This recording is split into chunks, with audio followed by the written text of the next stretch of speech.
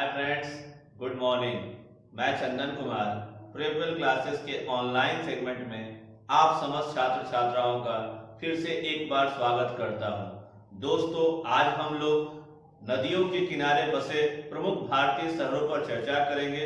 यह टॉपिक काफी महत्वपूर्ण है। इससे कई बार एग्जाम में प्रश्न पूछा गया है और आगे भी पूछा जाता रहेगा। इसलिए इस वीडियो को शुरू से लेकर के अंत तक बहुत ध्यान से देखेंगे। इसके माध्यम से आप भारत के प्रमुख शहरों को भी जान पाएंगे, वे शहर किस राज्य के अंतर्गत आते हैं इसकी भी जानकारी होगी, और वह शहर किस भारत की प्रमुख नदी के किनारे बसा है इसकी भी जानकारी आपको होगी। इस टॉपिक के अंतर्गत हम कई महत्वपूर्ण एक्स्ट्रा फैक्ट पर भी बात करेंगे, इसलिए ध्यान से सुने और अंत तक सुने। तो स्टार्ट करते हैं। पहला शहर है साथियों नई दिल्ली। नई दिल्ली भारत की भी राजधानी है और दिल्ली जो एक केंद्र शासित राज्य है उसकी भी राजधानी नई दिल्ली ही है। और बता दें कि यह यमुना नदी के किनारे है। यमुना नदी के किनारे भारत की राजधानी नई दिल्ली। हमारा दूसरा प्रमुख शहर है लखनऊ। लखनऊ का नाम आते ही आपके दिमाग में चलता है नवाबों का शहर। याद रखेंगे, शाम अवध काफी मशहूर है। लखनऊ गोमती नदी के तट पर स्थित है साथियों, और उत्तर प्रदेश राज्य की राजधानी कोई और नहीं लखनऊ ही है। वर्तमान में उत्तर प्रदेश के सीएम योगी आदित्यनाथ जी है। हमारा अगला महत्वपूर्ण शहर है जौनपुर। यह काफी ऐतिहासिक शहर है जौनपुर। इसको भारत का सिराज या सिराज ए हिंद भी कहा जाता है। और जौनपुर भी साथियों गोमती नदी के किनारे ही बसा हुआ है और यह भी उत्तर प्रदेश राज्य के अंतर्गत ही आता है। हमारा अगला महत्वपूर्ण शहर है मथुरा तथा औरैया।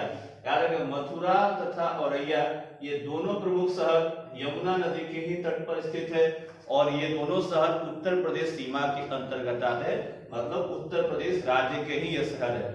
मथुरा का नाम आते ही मथुरा के पेड़े काफी प्रसिद्ध है और मथुरा को कृष्ण नगरी के नाम से भी जाना जाता है। हमारा अगला महत्वपूर्ण शहर है साथियों इटावा। इटावा यह भी यमुना नदी के किनारे स्थित है और यह भी उत्तर प्रदेश राज्य के अंतर्गत आता है। हमारा अगला महत्वपूर्ण शहर है गोरखपुर। काफी ऐतिहासिक शहर है। गोरखपुर में गोरखनाथ धाम के रूप में भी जाना जाता है। योगी आदित्यनाथ जी भी गोरखपुर से ही संबंधित है। गोरखपुर साथियों राप्ती नदी के तट पर स्थित है और यह उत्तर प्रदेश का एक प्रमुख शहर है और ऐतिहासिक शहर है। हमारा अगला महत्वपूर्ण शहर है साथियों अयोध्या। अयोध्या इसे तीर्थ नगरी भी कहा जाता है। श्री राम की जन्मभूमि के रूप में यह विश्व विख्यात है। अयोध्या साथियों सरयू नदी के किनारे स्थित है और यह भी उत्तर प्रदेश राज्य की सीमा के अंतर्गत आता है। हमारा अगला महत्वपूर्ण साथियों शहर है बरेली। बरेली रामगंगा नदी के किनारे स्थित है और यह भी उत्तर प्रदेश के अंतर्गत आता है।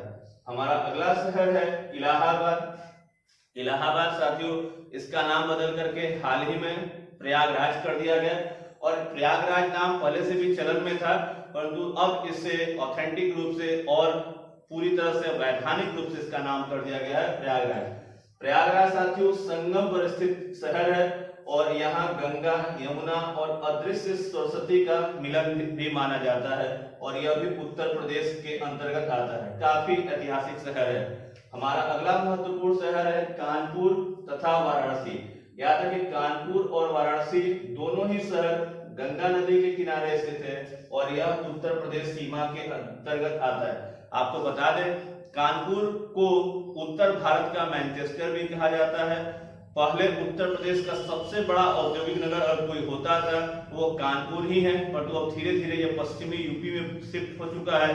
और वाराणसी बाबा विश्वनाथ की नगरी के नाम से प्रसिद्ध है। शंकर भगवान के 12 ज्योतिर्लिंगों में से एक ज्योतिर्लिंग वाराणसी में भी स्थित है। याद है, गंगा नदी के किनारे ये दोनों प्रमुख शहर है। अगला शहर है साथियों कन्नौज तथा फर्रुखाबाद। याद है, कन्नौज तथा फर्रुखाबाद यह दोनों शहर भी गंगा नदी के किनारे स्थित है और यह भी उत्तर प्रदेश की सीमा के अंतर्गत आते हैं। कन्नौज बता दें साथियों इसे इत्र नगरी के नाम से जाना जाता है। इसे खुशबू नगरी के नाम से भी पूरे दुनिया में यह शहर विख्यात है। हमारा अगला महत्वपूर्ण शहर है साथियों बिठूर। बिठूर भी गंगा नदी के किनारे स्थित है और यह भी उत्तर प्रदेश सीमा के अंतर्गत आता है। हमारा अगला महत्वपूर्ण शहर है साथियों बद्रीनाथ। याद रखेंगे, बद्रीनाथ गंगा नदी के किनारे स्थित है और यह उत्तराखंड राज्य के अंतर्गत आता है। उत्तराखंड के वर्तमान में सीएम त्रिवेंद्र सिंह रावत है और उत्तराखंड अपने प्राकृतिक और मनोरम छटा के लिए पूरी दुनिया में प्रसिद्ध है और इसे तीर्थ नगरी के रूप में भी जाना जाता है। हमारा अगला महत्वपूर्ण शहर है हरिद्वार। याद रखें हरिद्वार, यह भी गंगा नदी किनारे स्थित है और यह उत्तराखंड राज्य के अंतर्गत आता है और सभी हिंदू जो भी धर्म को मानने वाले फॉलोवर्स हैं उनके लिए हरिद्वार एक प्रमुख तीर्थ स्थानों के रूप में जाना जाता है, क्योंकि हरिद्वार से गंगा नदी का एक तरह से उद्गम तो गंगोत्री से माना जाता है, परंतु धीरे धीरे आगे जब बढ़ने पर हरिद्वार से गंगा अपने पूर्ण रूप में विकराल रूप में आगे बढ़ती है और यह यहाँ पर देखने लायक होता है। याद रखें हरिद्वार। अगला प्रमुख शहर साथियों रुद्रपुर। रुद्रपुर कल्याणी नदी के किनारे स्थित है और यह भी उत्तराखंड राज्य के अंतर्गत आता है। हमारा अगला प्रमुख शहर है उज्जैन, जिसे महाकाल की नगरी भी कहा जाता है और उज्जैन साथियों क्षिप्रा नदी, इसे शिप्रा भी कहते हैं, क्षिप्रा नदी के तट पर स्थित है और यह मध्य प्रदेश राज्य के अंतर्गत आता है। वर्तमान में मध्य प्रदेश के सीएम शिवराज सिंह चौहान है और शिवराज सिंह चौहान मध्य प्रदेश में चौथी बार सीएम बने हैं। इन्हें शिवराज मामा के नाम से भी लोग जानते हैं। हमारा अगला महत्वपूर्ण शहर है जबलपुर। याद रखें जबलपुर नर्मदा नदी के तट पर बसा हुआ है और यह मध्य प्रदेश सीमा के अंतर्गत आता है। जबलपुर में स्थित भेड़ाघाट काफी प्रसिद्ध है और यह क्या है, पर्यटन के दृष्टिकोण से काफी मशहूर शहर है। हमारा अगला महत्वपूर्ण शहर है ग्वालियर। याद रखेंगे ग्वालियर चंबल नदी के किनारे स्थित है और यह भी मध्य प्रदेश की सीमा के अंतर्गत आता है। चंबल नदी का नाम आते ही चंबल के बीड़ों का बात आता है।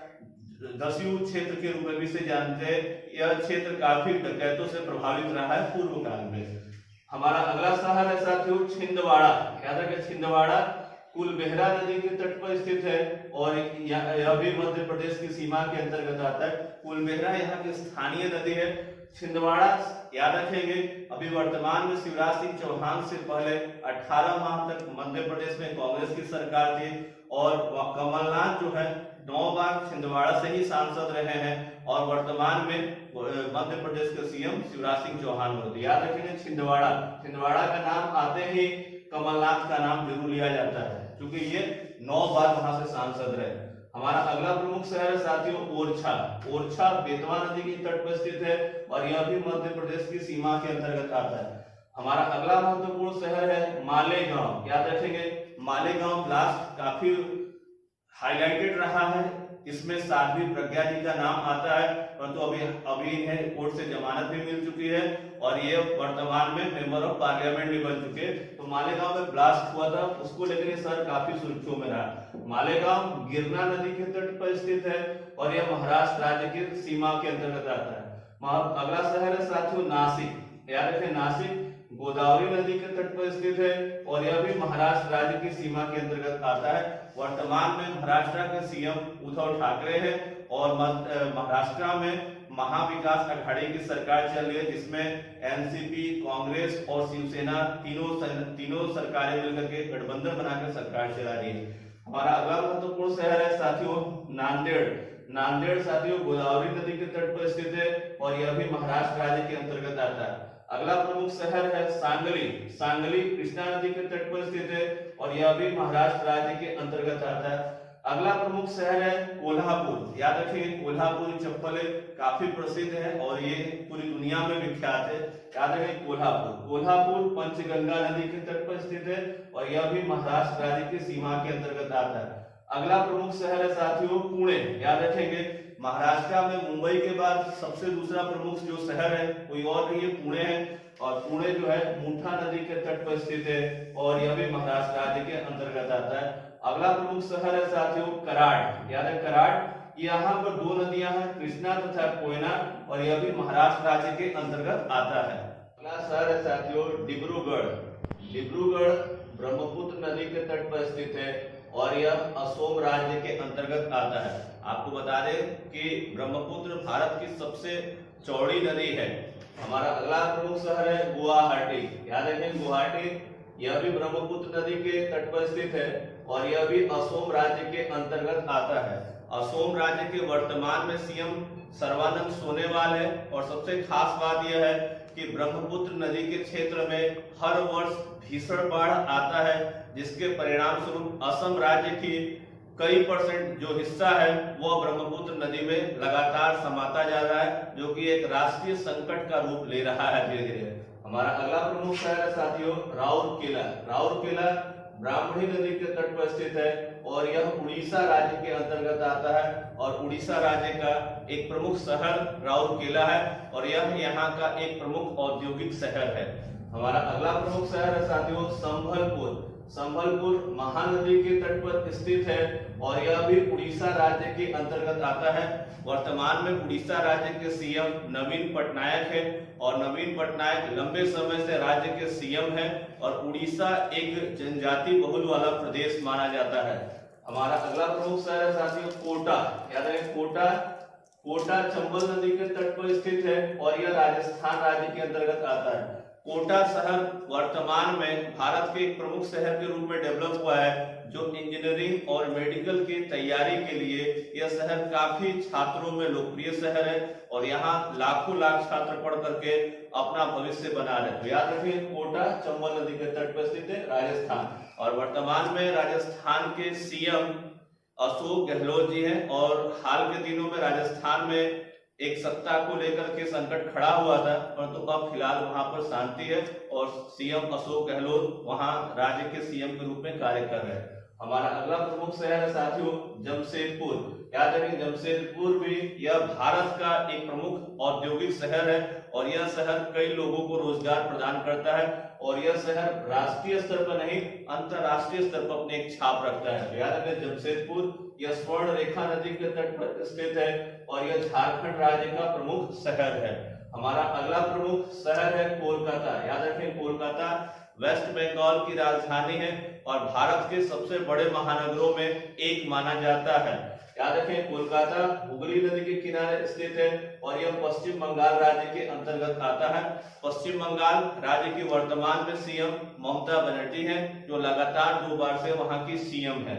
हमारा अगला प्रमुख शहर है साथियों बक्सर और पटना। याद रखें बक्सर और पटना ये दोनों बिहार के प्रमुख शहर है और दोनों के दोनों गंगा नदी के तट पर स्थित है। याद रखेंगे राज्य कौन है बिहार। बिहार के वर्तमान में सीएम नीतीश कुमार जी है और यहाँ दिसंबर माह में चुनाव होने की संभावना है, क्योंकि नवंबर तक ही सीएम का कार्यकाल है जो 5 वर्ष पूरा हो रहा है।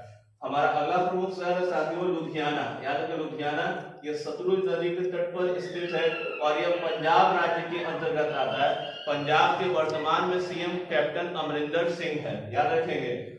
अगला शहर है साथियों कटक। याद रखें कटक महानदी के तट पर स्थित है और यह उड़ीसा राज्य का एक प्रमुख शहर है। कटक में ही सुभाष चंद्र बोस का जन्म हुआ था और भारत का केंद्रीय चावल अनुसंधान केंद्र कहीं और नहीं कटक में ही स्थित है।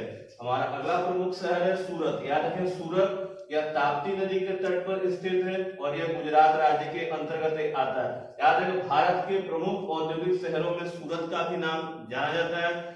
सूरत शहर अपने टेक्सटाइल इंडस्ट्री के लिए और खास करके हीरो की कटाई के लिए ये शहर भारत ही नहीं पूरे विश्व में विख्यात है। याद रखें सूरत। हमारा अगला प्रमुख शहर है साथियों वडोदरा। याद रखेंगे वडोदरा भी गुजरात का प्रमुख शहर है और ये गुजरात का है नहीं एक भारत का एक प्रमुख इंडस्ट्रियल शहर माना जाता है। वडोदरा साथियों विश्वामित्र नदी के तट पर स्थित है और गुजरात राज्य। वर्तमान में गुजरात के सीएम साथियों विजय रूपाणी है। अगला प्रमुख शहर है भरूच। याद है भरूच नर्मदा नदी के तट पर स्थित है और यह भी गुजरात राज्य का प्रमुख शहर है। अगला प्रमुख शहर है अहमदाबाद। याद रखें अहमदाबाद यह भारत का ही नहीं यह पूरे विश्व में सबसे बड़े औद्योगिक शहरों में जाना जाता है। अहमदाबाद साबरमती के नदी के तट पर स्थित है और यह गुजरात राज्य का प्रमुख शहर है। चलते साथियों अगले पॉइंट की ओर निजामाबाद। याद है निजामाबाद गोदावरी नदी के तट पर स्थित है और यह वर्तमान में आंध्र प्रदेश राज्य के अंतर्गत आता है। अगला प्रमुख शहर है साथियों नेल्लोर। नेल्लोर पेन्नार नदी के तट पर स्थित है। यह भी आंध्र प्रदेश राज्य के अंतर्गत ही आता है। अगला प्रमुख शहर है विजयवाड़ा। याद है विजयवाड़ा कृष्णा नदी के तट पर स्थित है और यह भी आंध्र प्रदेश राज्य का एक प्रमुख शहर है। अगला प्रमुख शहर है राजमुंदरी। याद रखिए राजमुंदरी गोदावरी नदी के तट पर स्थित है और यह भी आंध्र प्रदेश के अंतर्गत आता है। याद रखेंगे ये जो चारों शहर हमने आपको बताया ये आंध्र प्रदेश के प्रमुख शहर में माने जाते हैं और ये यहाँ के प्रमुख औद्योगिक शहर भी है। हमारा अगला शहर है साथियों हैदराबाद। हैदराबाद मूसी नदी के तट पर स्थित है और तेलंगाना राज्य के अंतर्गत आता है। ये कई बार पूछा जा चुका है कि हैदराबाद किस नदी के तट पर स्थित है, तो याद है मूसी नदी के तट पर स्थित है। और तेलंगाना वर्तमान में यहाँ के जो सीएम है केसीआर, के चंद्रशेखर राव यहाँ के सीएम है। अगला प्रमुख शहर है साथियों मंगलौर। याद रखें मंगलौर नेत्रवती नदी के तट पर स्थित है और ये क्या है कर्नाटक राज्य के अंतर्गत आता है। हमारा अगला प्रमुख शहर है शिमोगा। शिमोगा तुंगा नदी के तट पर स्थित है और यह कर्नाटक राज्य में आता है। कर्नाटक राज्य में तुंगा एक अलग नदी है और एक नदी का नाम है भद्रा। याद है तुंगा और भद्रा नदियां जहां मिलती हैं वहां पर उसका नाम हो जाता है तुंगभद्रा। तो याद रखेंगे अगला प्रमुख शहर है भद्रावती। याद है भद्रावती भद्रा नदी के तट पर स्थित है और यह कर्नाटक राज्य के अंतर्गत आता है। अगला प्रमुख शहर है साथियों होसपेट। याद है होसपेट तुंगभद्रा नदी के तट पर स्थित है जो हमने अभी बताया है। याद है यह भी कर्नाटक राज्य के अंतर्गत आता है। अगला प्रमुख शहर है बंगलोर। याद है बंगलोर भारत की प्रमुख आईटी सिटी के रूप में जाना जाता है। भारत का सिलिकॉन वैली है। भारत की जितनी भी आईटी इंडस्ट्री है, आईटी इंडस्ट्री के जो प्रमुख जो हेडक्वार्टर्स हैं वो कहीं और नहीं बेंगलोर शहर में ही है। याद है बेंगलोर शहर वृषभावती नदी के तट पर स्थित है और यह भी कर्नाटक राज्य के अंतर्गत ही आता है। अगला प्रमुख शहर है बागलकोट। याद रखें बागलकोट घाट प्रभा, इसी को घाट प्रभा भी कहते हैं, घाट प्रभा नदी और यह क्या कर्नाटक राज्य के अंतर्गत। अगला प्रमुख शहर है इरोड। इरोड कावेरी नदी के तट पर स्थित है और यह तमिलनाडु राज्य के अंतर्गत आता है। आपको बता दें साथियों कि जो कावेरी नदी है दक्षिण भारत की एक ऐसी नदी है जिसमें वर्ष भर जल बना रहता है और यह यहाँ की प्रमुख नदियों में से एक सदाबहार नदी के रूप में जाना जाता है। अगला प्रमुख शहर है कोयम्बटूर। याद रखेंगे कोयम्बटूर, इसे दक्षिण भारत का क्या है मैनचेस्टर कहते हैं, जबकि भारत का मैनचेस्टर अहमदाबाद को और उत्तर भारत का मैनचेस्टर कानपुर शहर को कहा जाता है। तो ये दक्षिण भारत का मैनचेस्टर है कोयम्बटूर। ये नोयाल नदी के तट पर है और यह भी तमिलनाडु राज्य के अंतर्गत आता है। अगला प्रमुख शहर है तिरुचिरापल्ली। याद है तिरुचिरापल्ली, यह कावेरी नदी के किनारे स्थित है और यह भी तमिलनाडु राज्य के अंतर्गत आता है। अगला प्रमुख शहर है मदुरै। याद है मदुरै एक ऐतिहासिक शहर है, एक सांस्कृतिक शहर है और हिंदुओं के लिए काफी महत्वपूर्ण शहर माना जाता है।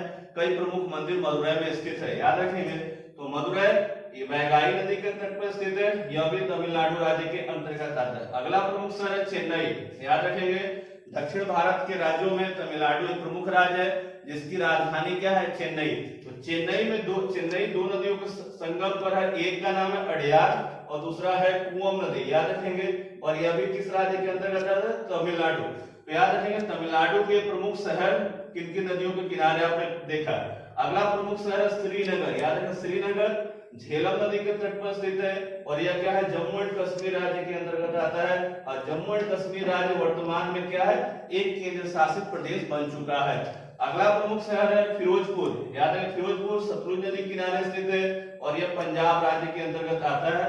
और अगला एक प्रमुख शहर है भागलपुर। भागलपुर गंगा नदी किनारे स्थित है और यह बिहार राज्य के अंतर्गत आता है। तो दोस्तों इस वीडियो के माध्यम से हमने भारत के 60 प्रमुख शहरों और वो किन नदियों के तट पर स्थित है तो इसके बारे में हमने बताया।